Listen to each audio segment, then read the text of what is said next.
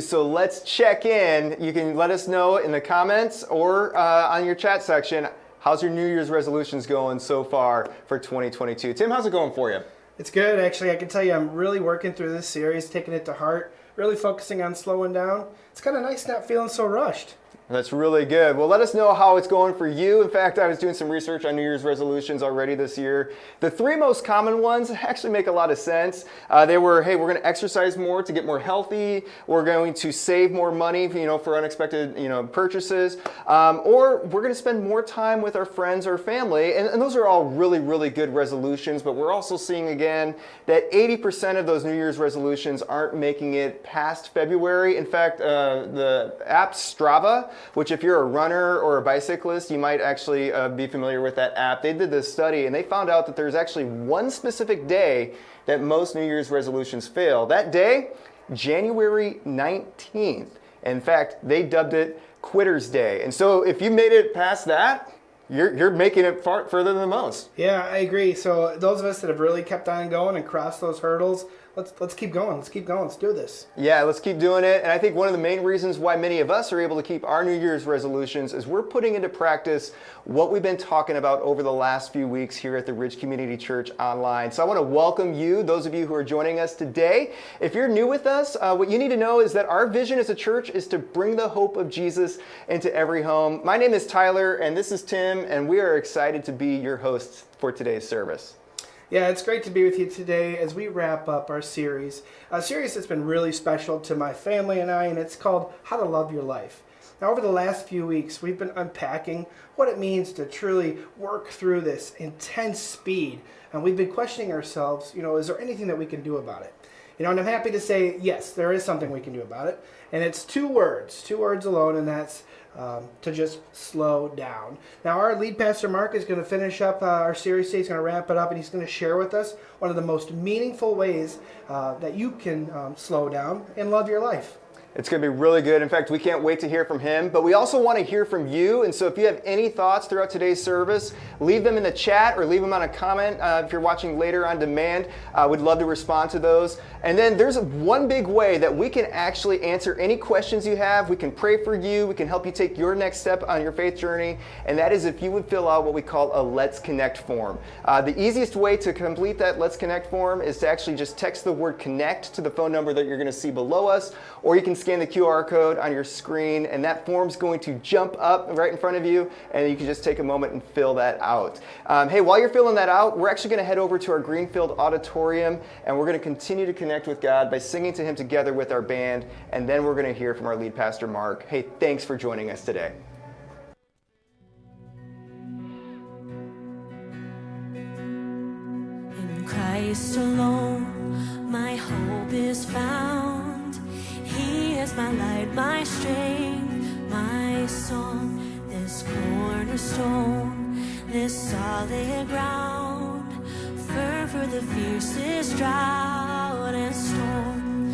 What heights of love, what depths of peace, when fears are still and striving cease.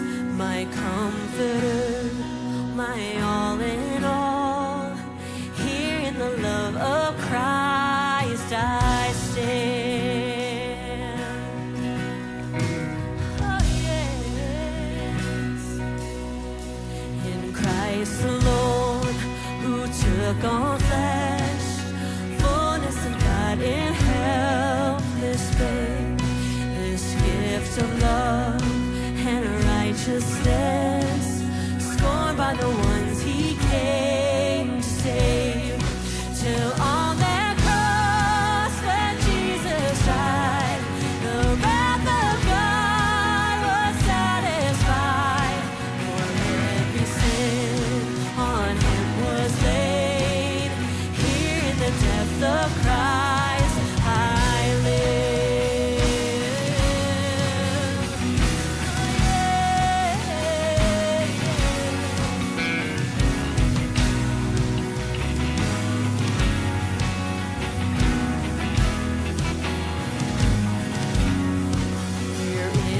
Ground, His body lay, light of the world by darkness slain, and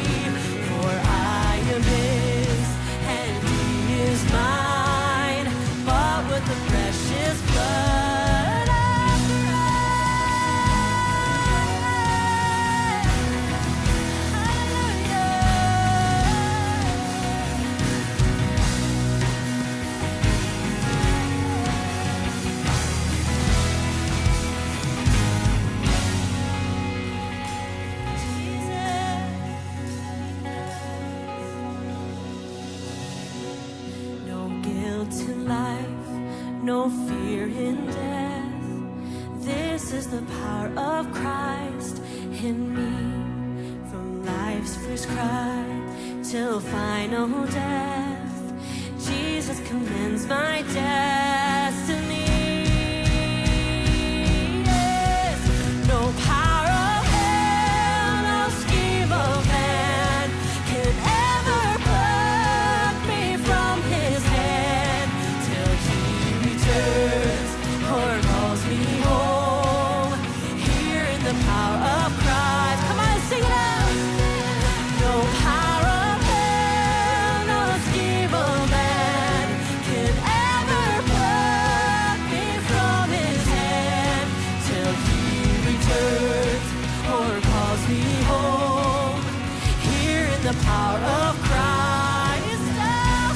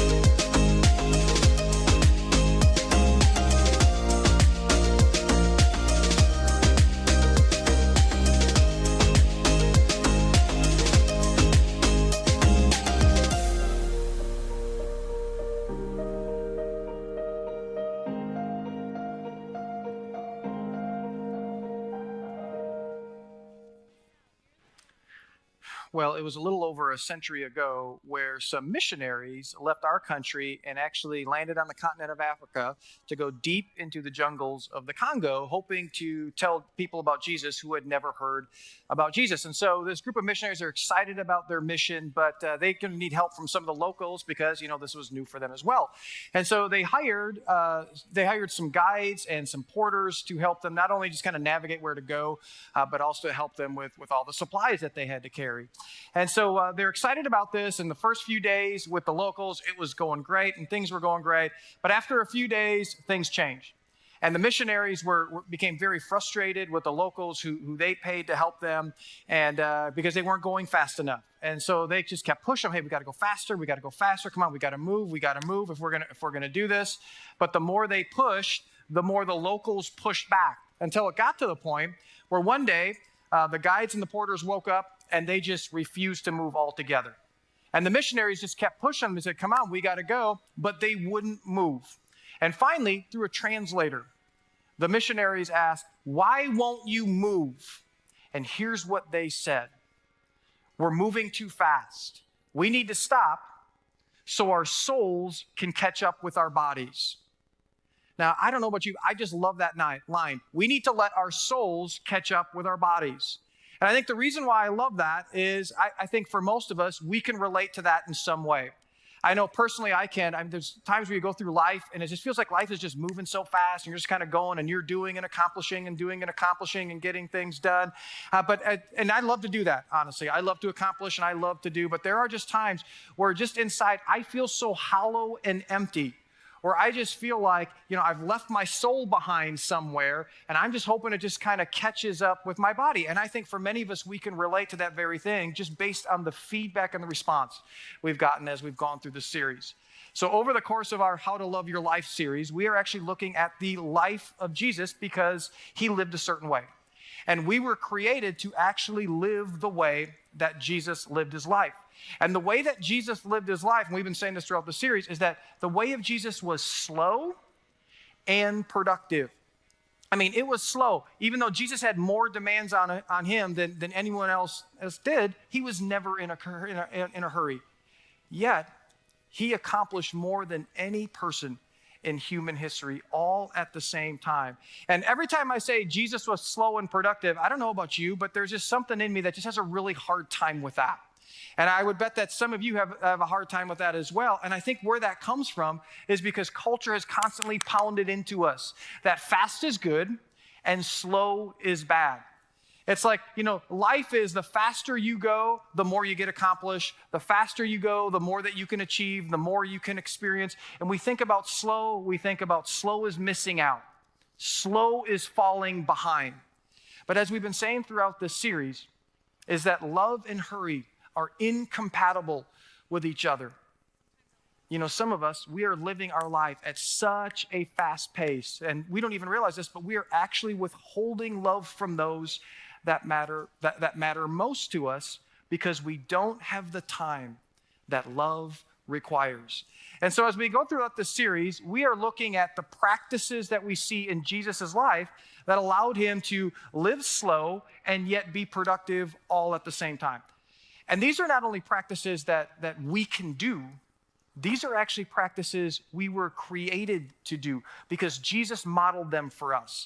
And so as we kind of wrap things up, I'm just going to quickly review the 3 practices that we've gone through so far. And if you've missed any of those, go back on our YouTube channel and you can catch up on any of those. But the first practice we learned about the practice of the Sabbath.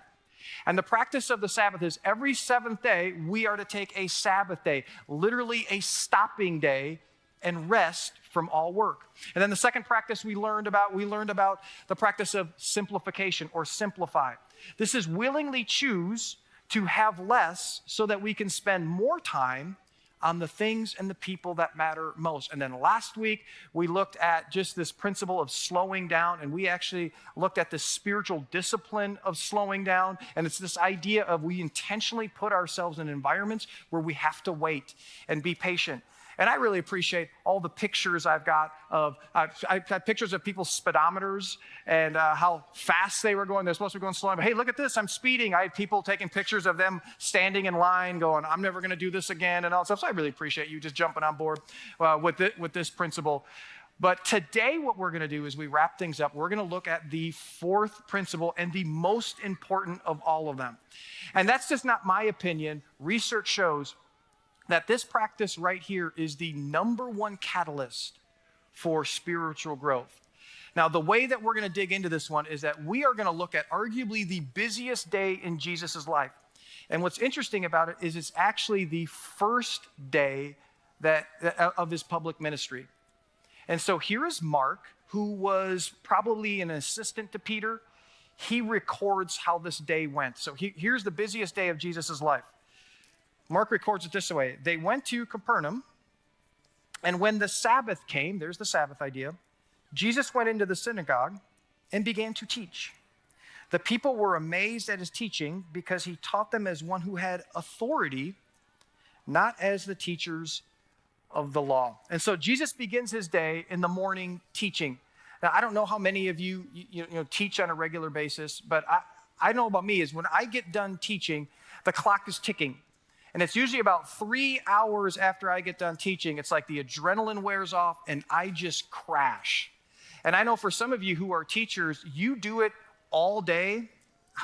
I don't know how you do it, but I'm really glad you do it. And Jesus is teaching, but he's teaching in a very tough environment because there are people there who are against him. And then this happens. Just then, a man in their synagogue who was possessed by an impure spirit cried out, "What do you want with us, Jesus of Nazareth? Have you come to destroy us? I know who you are, the Holy One of God." And so Jesus is teaching. And right in the middle of his message, a demon-possessed man stands up and he's just jumping around and he begins to cause all this commotion. Honestly and thankfully, of all my years teaching in a church, I have never had a demon-possessed person stand up and start jumping around. Now, the thing, I think the experience that I've had closest to this type of interruption in one of my messages, it actually happened when I was at the first church I served at. I was considered the assistant pastor.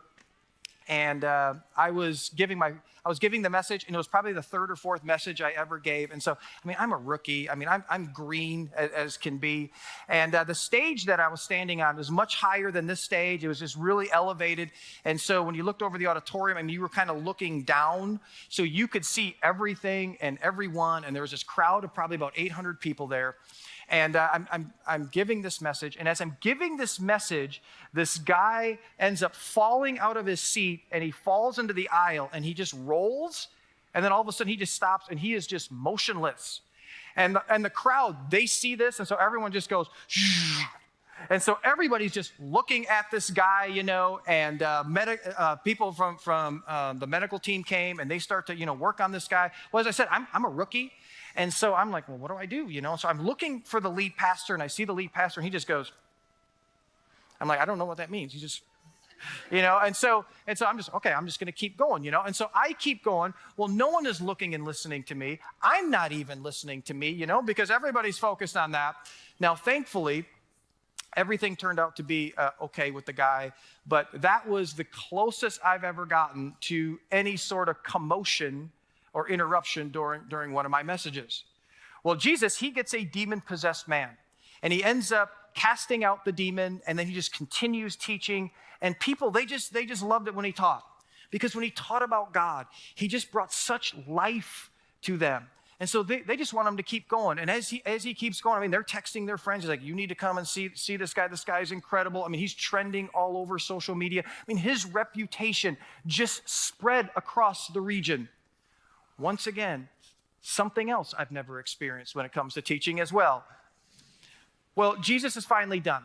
He's taught all day. And he leaves the synagogue, and he is going to go over to Peter's house, because Peter's house is located very close to the synagogue.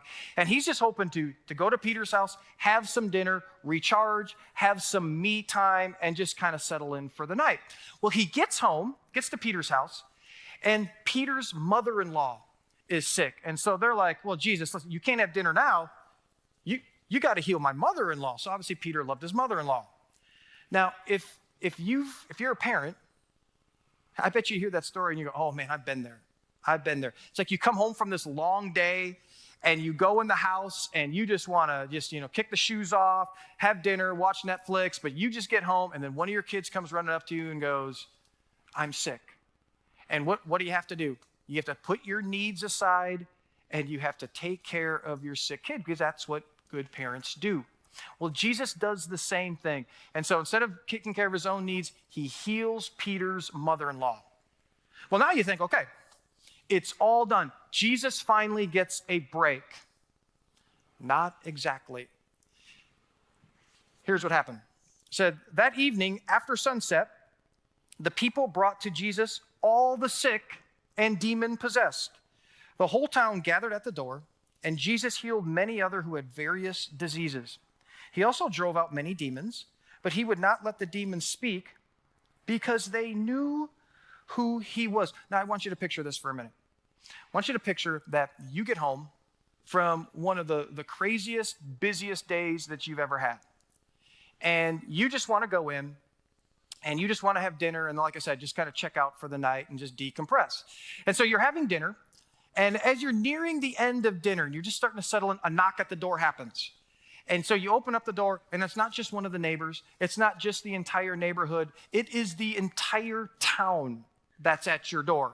And so there's thousands of people at your door, and they say to you, hey, listen, you're the only one that can help us. Well, this is what happens to Jesus. And as a result, I mean, for the rest of the night, he is helping and healing people. I mean, what a crazy day that is. I mean, you just ever have a day like that where it just seems like it's just kind of just nonstop. It just keeps going, just keep going, just keep going, just keep going. I bet you would say, yeah, almost all the time. Well, let me ask you this. What do you do to just recharge from that on a regular basis? Better question. What did Jesus do in a situation like that? Mark tells us what he did. He says this, very early in the morning, while it was still dark. And so Jesus gets just a couple hours of sleep after this really, really long day. while it was still dark, Jesus got up, left the house, and went off to a solitary place where he prayed. Solitary place literally means a quiet place. So what did Jesus do? Jesus intentionally removed himself from the busyness and the craziness of life, and he went to a solitary place, a quiet place, where he could have quiet time with God. And we see this time and time again from Jesus. We see this every day that is recorded in the Gospels, that what he would do is, this was his practice, that he would get up, no matter how crazy the day was before, no matter how uncrazy the day was before, what he would do is that he would get up, he would go to a solitary place, and then there he would spend alone time or quiet time with his heavenly Father. This was the practice that he modeled for us time and time again. Now, he just didn't do it. As we read through just the Gospels of Jesus, we see that he had his disciples do the very same thing. There was one time where his disciples were with him, and they were really busy, so much so that they didn't even have lunch. I bet all of us have had a day where we just got so busy we forgot to eat. And really great things are happening. But they get to the end of this day, and look what he has them do. Then, because so many people were coming out and going, that they didn't even have a chance to eat. And so they're a good busy. Business is booming, so to speak.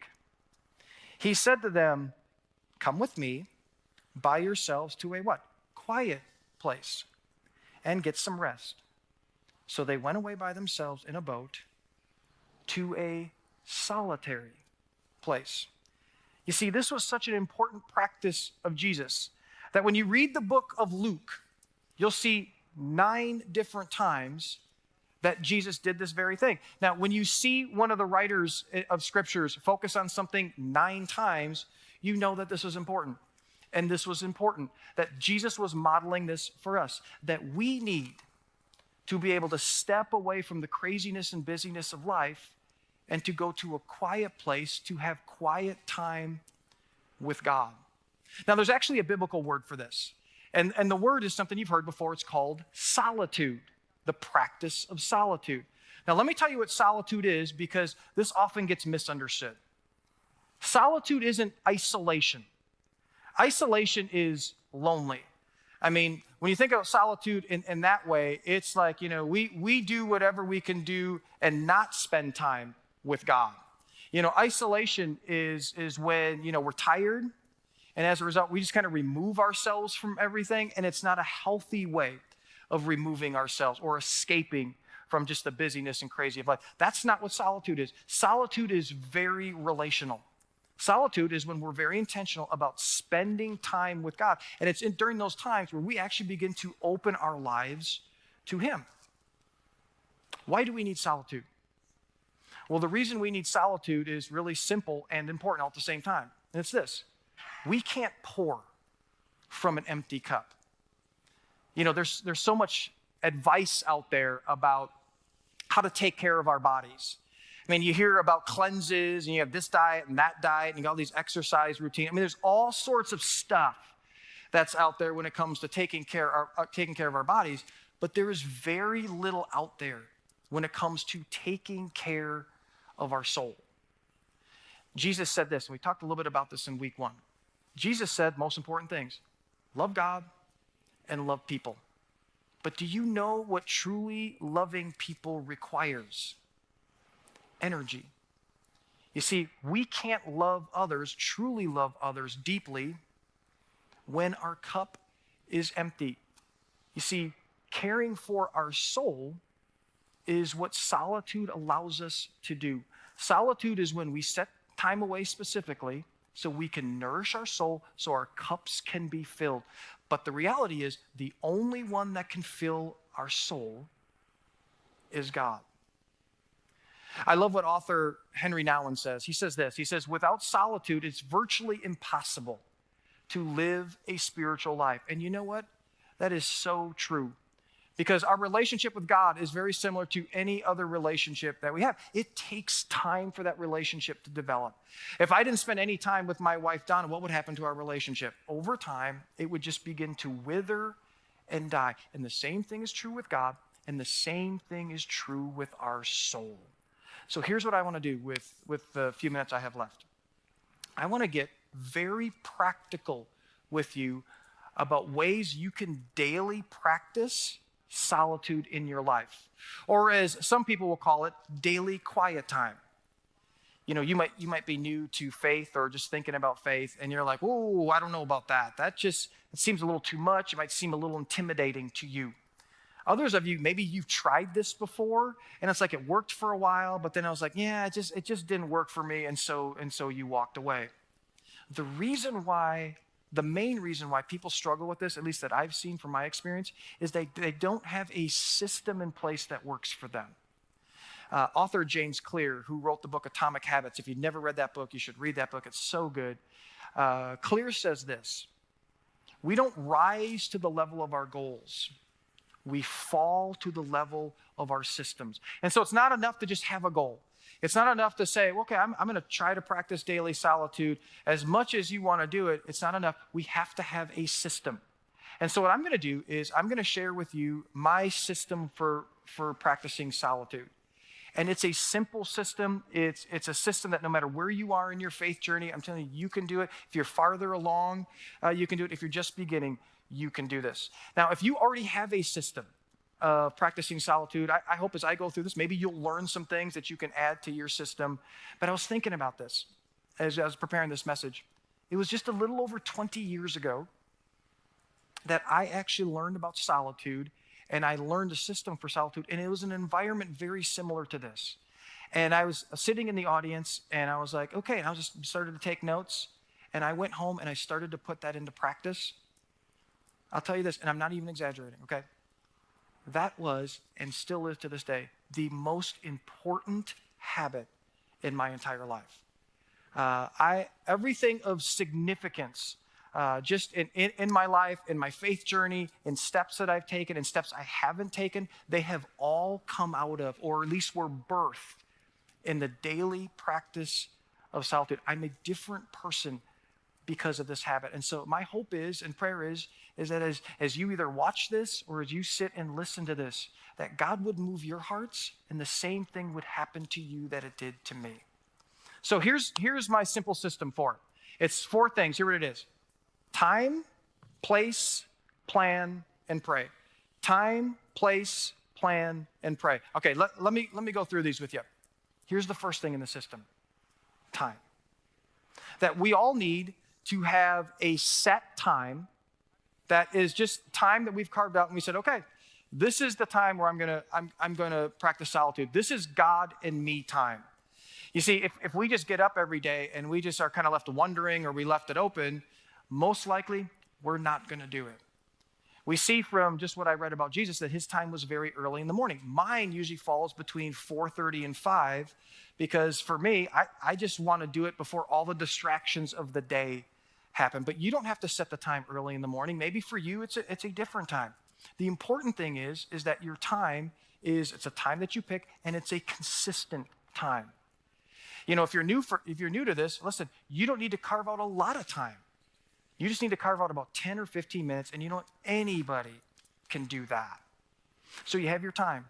Now you have and need a place. This is where we pick a place, and I'm telling you, as I've learned more about this over time, the place part is the thing we kind of neglect the most, but I'm telling you, picking a specific place is really, really important. And so I'm hoping that you will pick a place, and it'll be your place. Now let me tell you why the place is so important. When it comes to developing a habit in our life, visual cues play more of a part in this than we might realize. You see, God designed our bodies with over 11 million sensory receptors between sound, sight, and touch. Now, do you know how many of those sensory receptors are dedicated to sight? About 10 million of them. So that means 90% of our sensory receptors are related to sight, which means what we see matters more than we like to realize when it comes to developing a habit. So I have my own place, and my place is actually a couch in our family room. Here's a picture of it right here. Here's the couch, and what I do is I pick some pillows up, I lay down there every morning, and as you can see there, for some reason, now Buddy is involved, and now that's his place as well. This has happened actually over the last year. Don't know why he's kind of moved into my place, but he does quiet time. I bet you didn't know that. But that couch is my place. It's this old couch. You know, what's interesting is I'm actually going to get it replaced. My parents are giving us a hand-me-down, and so I'm going to replace that. And then here's kind of another picture for me that I have it set up always the night before. And then what I do is I make coffee before I start. And now, as of this year, it's decaf coffee, surprisingly enough. And then you'll see a Bible and then a notepad under there. I'm going to refer to that notepad in just a minute. But this is my place. And I'll tell you, you find your place, and it just becomes such a comforting place after a while. So you got time, place, and now you need a plan. And the reason why you need a plan is because I don't think it's a good idea to just kind of grab a Bible and then you just kind of randomly open up the Bible and you just kind of go like this, and then you go, oh, here's what I'm going to read. But you are a people holy to the Lord your God. Do not cook a young goat in its mother's milk. What? It's like, well, how do I apply that? You know, I mean, what do I do with that? So you don't want to just kind of just randomly be doing things or things like that. You want a plan. Now, let me give you just a few suggestions when it comes to a plan. First, one of the options is you just kind of read a chapter a day. You read a chapter a day, and you just look for a verse that stands out, and then just the rest of the day, you wrestle with God and go, okay, God, help me to apply this. Help me to apply this. If you're new to Bible reading, I would really encourage you to read one of the Gospels or start reading one of the Gospels, which are the biographies of the life of Jesus, Matthew, Mark, Luke, and John, and just read a chapter of that a day. Now, here's another suggestion. Do a Bible plan. Now, if you haven't already, I want to encourage you to download the free YouVersion app. I mean, this is an incredible app. It's got thousands of Bible plans in it for almost any topic. I mean, dating, marriage, parenting, finances, spiritual growth, anxiety. I mean, you name it, it's got it. And so it was interesting. A couple of months ago, I was going through the YouVersion app with my boys, and we decided to do a student devotion together called Bold Faith. I'm telling you what, I think I got more out of it than them. I mean, it was just really, really good stuff. Another thing that's really great about the YouVersion app is that you can actually do it with friends. You can pick plans and then invite friends to do it with you. And so then you just have some encouragement and some accountability to the whole thing. Now, one more thing about just kind of the plan part of it. One of the things I want to recommend you is that you pick certain Bible translations to read. I'm not going to go into a whole long, Bible translation talk. Trust me, you'll go to sleep. I'll go to sleep even given it. But here's what's important. I would encourage you to read from either the NIV or the NLT. And the reason is because they're modern day language that you can understand. They're very accurate, and they just read really well. We use those translations here. I use them, and so I would encourage you to do just that. So, time, place, plan, final thing. Pray. Pray. Now, we overcomplicate this one, but we don't really need to overcomplicate this one. Here's what prayer is. Prayer is just having a conversation with God. Now, I know it's a little different because, you can't see the person that you're having a conversation with, but there's some principles that still fall into place when it comes to prayer. When you pray, when you talk to God, don't use fancy formal language. We see people do this all the time. It's like they're talking to you, then they pray, all of a sudden they kick into a different gear. Oh, most merciful, sovereign Lord. And it's like, what in the world, And what was God might be thinking, like, where did my person go, okay? What happened to him? No. Listen, just be you. You see, God wants to just spend time with you, just as you are. And when you think about having a conversation, just open up your heart and just be honest with God with what's on your heart. That's what he wants to hear anyways. The other thing is that just like any good conversation, it needs to be a two-way conversation. And so in prayer, there needs to be a time to talk, and there also needs to be a time to listen. And I'll be honest with you, I'm not real great at the listening part. It's still a challenge for me today. But have you ever been in a conversation with someone and they did all the talking and you did none of the talking? I actually went out to lunch with a guy a couple years ago, and the lunch lasted 90 minutes. He talked for 88 of the minutes. And you're wondering, well, Mark, how do you know that? Because as he was talking and I knew that I wouldn't be talking, I took out my phone and I just timed it because that's the only way that I could stay awake during the conversation. I mean, a conversation like that, it is horrible to have. So when it comes to prayer, sure, God wants to hear from us. Yeah, he does. But he also wants us to hear from him. Here's something that hopefully will help you. Here's what I do when it comes to prayer. What I do, you saw in that picture, you saw a notebook. What I do is I just take a notebook out because I'm not the type of guy that can just, sit there and kind of do this whole thing. I mean, my mind's wandering off about, are the Bucks playing tonight and just all that stuff, So my mind's all over the place. And so what I do is I just take a notepad out and I just start writing because you can't write and mind wander all at the same time. So I just write, Dear God, and then I'll write a little bit. Then I put the pen down and I just try to be quiet for a little bit, pick the pen up again, write some more, be quiet, and then I'm done. Now that may not work for you, but just figure out something that works for you based on how you are wired. John Knox was a famous pastor and was a man known for being a man of prayer.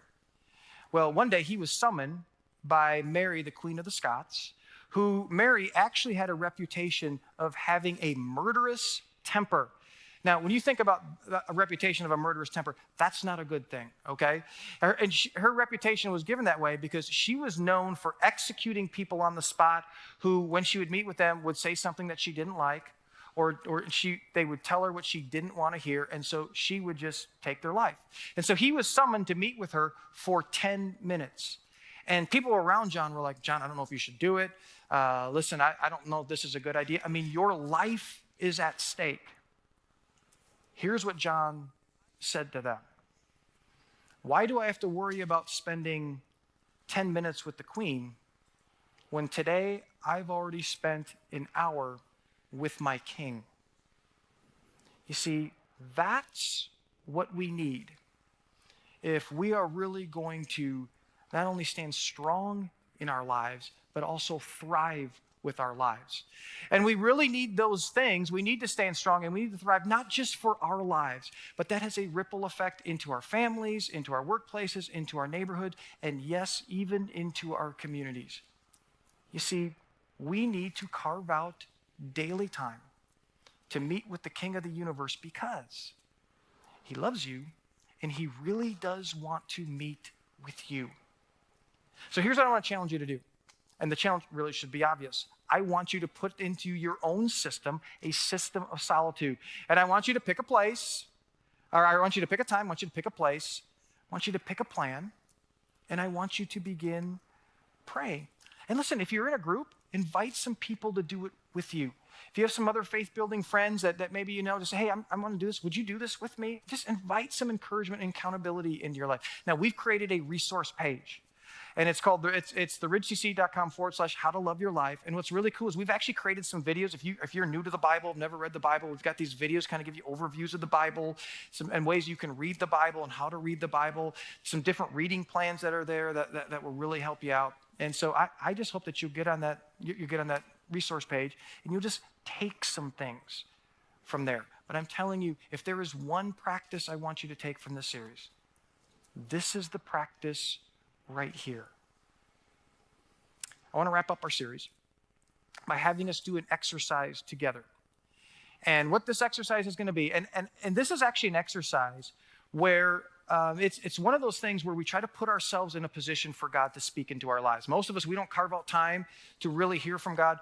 We're going to do this together. And so you're watching online, want you to do this with us as well. Here's what I'm going to do. I am going to read the words that have been driving our entire series that Jesus said. And then as I read those words, I'm going to stop at certain points and then just allow some silence. And as I allow some silence, I just want you to pray, God, what do you want to say to me? What do you want to say to me? And just be silent. And I'm going to read some more. There's going to be some more silence. Read some more, and there's some more silence. God, what do you want to say? What do you want to say? What do you want to say? So everybody bow their head and close their eyes. And we're gonna do this together. And I just pray that God just really begins to just speak into your life and speak into your heart as I read these words. Are you tired? Worn out? Burned out on religion?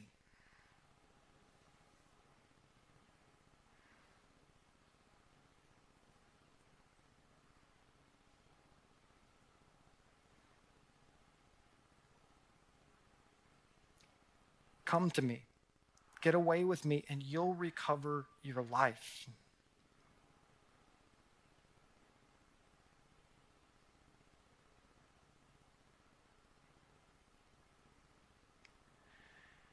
I'll show you how to take a real rest. Walk with me and work with me. Watch how I do it. Learn the unforced rhythms of grace.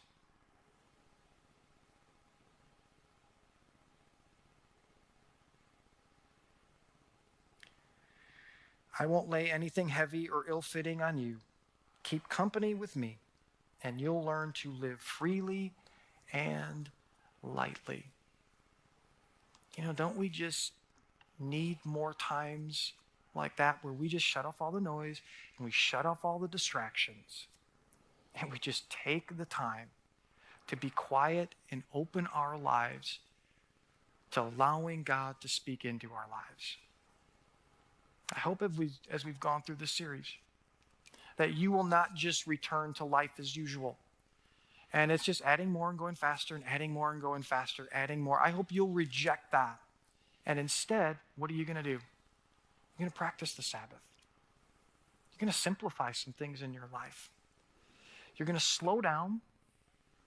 And then you're going to carve out daily times of solitude with God. And I'm telling you, if you do that, if you follow Jesus by following the life of Jesus, your life will change because you will learn how to truly love your life because you will learn how to better love the people in your life.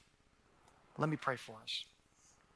Father, it is in the stillness that there's something about it that's uncomfortable, but yet there's just something about it that our souls just crave. And it's uncomfortable, but it just feels so good. And so, Father, as we've journeyed throughout this series and we've learned about just the way of Jesus of slow and productive, there's still a part of us that's doubtful about it, but yet at the same time, we want that. So, Father, I would just pray that as we've talked about the solitude, I would pray that if we don't have a system in place, that we would actually do the things necessary to create that time and that place, a plan, and begin praying. Really begin to step out of the craziness of life so you can just fill our cup. And then we can just continue to go. And you can fill out our cup again, and we can empty, and you can fill, and you can empty. It is the rhythm that you have created us to live into. So, Father, would you do that for us? And I know if we take this step that you will show up.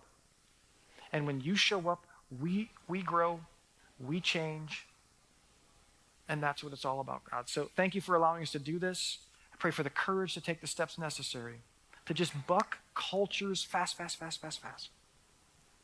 And we would slow it down so our souls can be at rest so that we can do more with our lives than we ever thought possible. Because now we're doing it out of a different spot.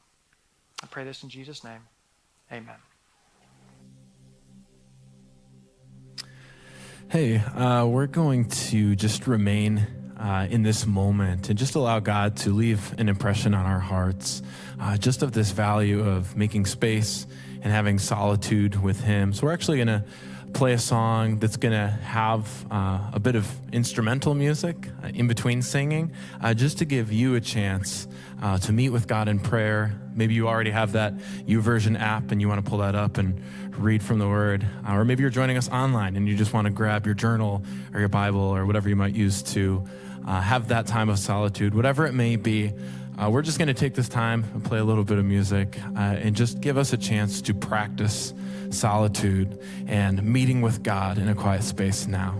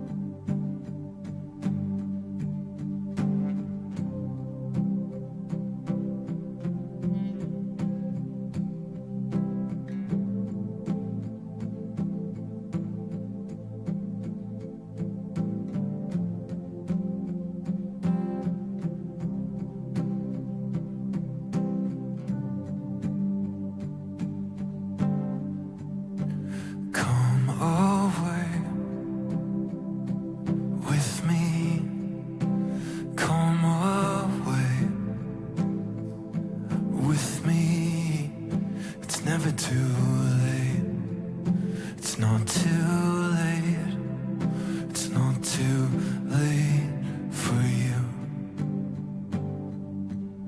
'Cause I have a plan for you. I have a plan for you. It's gonna be wild. It's gonna be great. It's gonna be full of me.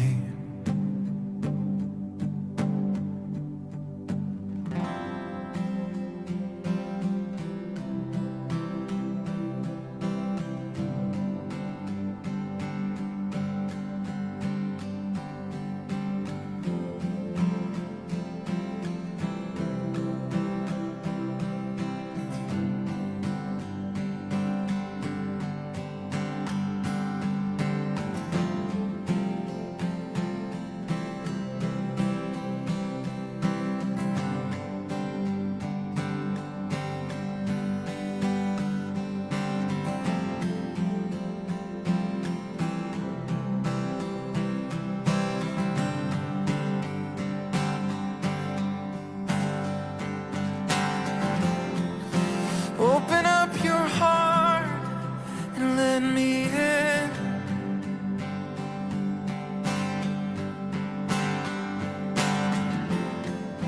Open up your heart and let me in.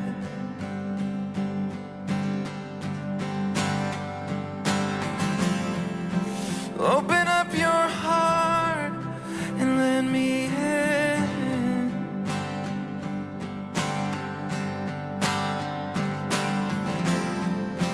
Open up your heart and let me in.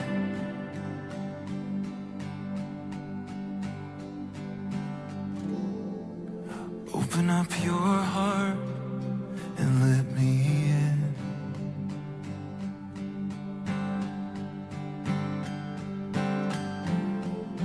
Open up your heart and let me in. Come away with me. Come away with me. It's gonna be wild. It's gonna be great. It's gonna be full of me. Wow, that was just an awesome experience. What a great and powerful way to connect with God. You know, as Mark shared with us, if we can just take a moment and slow down, we can really focus on what God has to offer us, and we can really connect with Him in such powerful and meaningful ways. It's one of my favorite things to do every day. Yeah, for me to begin to really love my life is really just starting with that solitude that Mark talked about. We're starting each morning, spending that time with God and a cup of coffee. I mean, it's just really helped me just fill my cup so I can go through each day. And as Mark shared, if this is new for you, we do have resources available to help you get started with this so you can experience the great nature of just spending solitude time with God and filling your cup up that way. And so go ahead and check out that website. But I also want to invite you to check out a group that we have kicking off very soon called Rooted. Yeah, Rooted is a 10-week short-term group that allows you to connect with God, your community, the church, yourself. Just work on yourself. My wife and I, we went through Rooted together, and it was just an amazing experience. We learned so much about ourselves, and we learned a lot about how God, just works in us and does great works in us to work through us. It's just, like I said, an amazing experience, and it really helped push us towards that faith journey that we needed to make at that moment. And I'd strongly encourage you to just check it out. Yeah, actually, I went through Rooted twice, once as an individual and then leading another group through it as well. And I've seen this happen time and time again. Many people begin to just experience the hope of Jesus in a brand new way for them. In fact, there's this one experience called the prayer experience that you're invited to be a part of when you go through Rooted. And I've heard many say, pray for an hour? I don't know if I can do that. but we help you do that. And then as you do, you begin to experience God through that solitude, like we talked about earlier with Mark. I've heard many actually use the words, that was life-changing and very helpful to go through it. And we want you to experience that as well if you've not been a part of Rooted. And there are a number of ways that you can go through Rooted. In fact, there's a way that you can join us online as well as in person. And so you can participate in Rooted wherever you are, whichever way is best for you. And you can get details for that by checking out the website that you see below us. And you can register for one of the upcoming Rooted groups that is happening soon. All right, now while you're registering for Rooted and signing up, we're going to move into a time of offering. You know, this is a time where we get to honor God with our finances. It's one of my favorite parts of service because not only do we get to partner with God and honor God with our treasures, but we also get to partner with Him in bringing the hope of Jesus into every home. Now, if you're not a believer or a follower of Jesus and you're new, maybe you're visiting, it's okay if you take a pass on this part of service. If you are a believer of Jesus, then I would ask you at this moment to partner with us as we bring our gifts to God today. You can go ahead and click on the website, or you can download the app, however you choose. Thank you, and we'll be back to wrap things up after. Mm-hmm.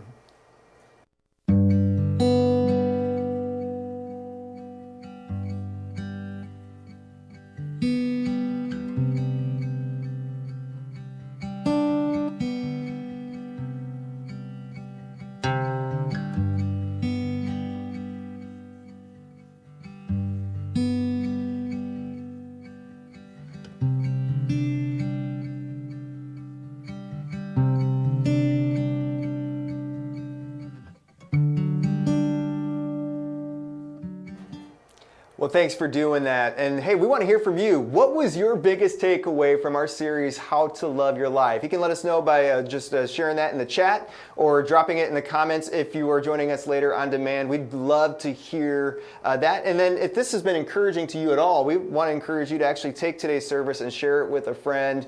You can just actually take the link and just put it in a text message or a personal message and just share it and say, hey, I think this would be helpful for you. Would you want to go ahead and watch with us? Then while you're doing that, just give this video a thumbs up if you're joining us on YouTube, and then subscribe to our YouTube channel, because when you subscribe, you're going to be notified whenever new videos or services are available, and you're not going to want to miss out on this videos that we have coming up very soon. Yeah, you're definitely going to want to do this. Mark's going to share a very special message with us next week. It's called Special Ops. It's something he's been waiting to share with us for about 3 months now. We're so excited. We hope that you join us online or stop in the building and we'll talk then. Yeah, it's going to be really great. So invite a friend to join you with that. And as you do, and as you go about your week, remember, if you're a follower of Jesus, we're invited to participate with Him to fulfill the vision, to bring the hope of Jesus into every home. So as we do that this week, let's have a great week. Hey, thanks so much for joining us today.